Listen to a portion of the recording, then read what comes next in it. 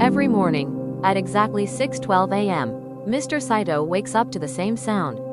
A gentle chime, neither loud nor cheerful, just enough to pull him from sleep. His apartment is still, 2 rooms, a worn-out tatami mat, a single window facing a gray building. The kind of place you forget how long you've lived in, because time, here, doesn't shout. It simply passes. He brushes his teeth in silence.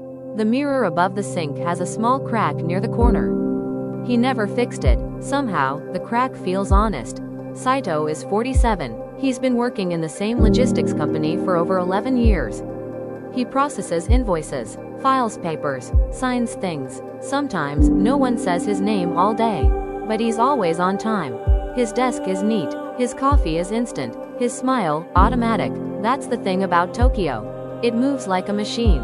Precise, flawless on the surface. But underneath, it's filled with men like Saito. Men who hold in their stress. Men who show up no matter how heavy their heart feels.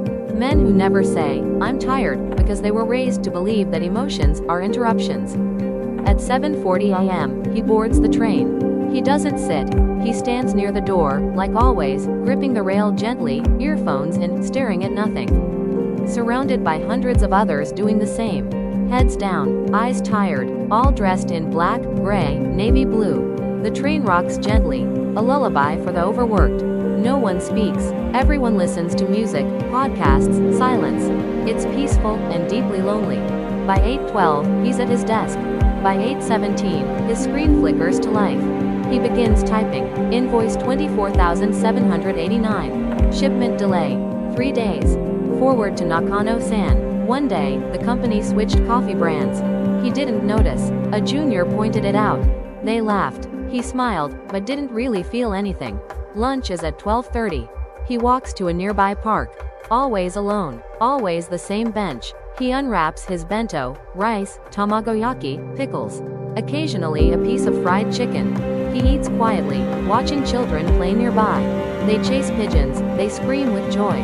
Their laughter feels foreign. Sometimes, he thinks about saying hello to someone. Anyone. But he never does. Not out of fear, but out of habit. At 9:03 p.m., he leaves the office. Last one out. Not because he's ambitious, but because leaving earlier feels wrong. Like he hasn't earned the right to rest. He picks up half-priced sushi from the konbini. Plastic tray. 1 pair of chopsticks. He nods politely to the cashier, but she doesn't look up. At home, the lights are dim. He doesn't turn on the TV. There's no one to talk to. No pets. No plants. Except one. A small bonsai near the window. It's the only thing green in his life. His wife, Amiko, gave it to him on their first anniversary.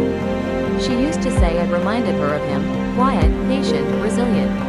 She died 5 years ago. Sudden. Heart failure. She was just 36. He still talks to the bonsai sometimes. Not out loud. Just in thoughts. He waters it every night. Like a ritual. A promise. That something, anything, is still alive. Before bed, he opens an old sketchbook from the bottom drawer. The pages are filled with half-finished drawings, street scenes, shop fronts, people sleeping on trains. He wanted to be an illustrator once. A long time ago. But then rent needed paying. And dreams didn't pay rent. Now, he draws not to become someone, but to remember who he used to be. Mr. Saito is not rich. He is not famous. He is not followed by crowds. His story will never be on the news. But still, he wakes up.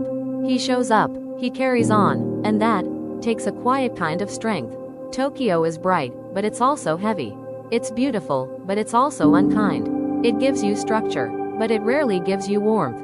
Men like Saito don't complain. They don't ask for sympathy. They don't cry where others can see. But they ache. They long. They hope, quietly. And maybe that's the truth about modern life, in Tokyo, in New York, in Mumbai, in Berlin.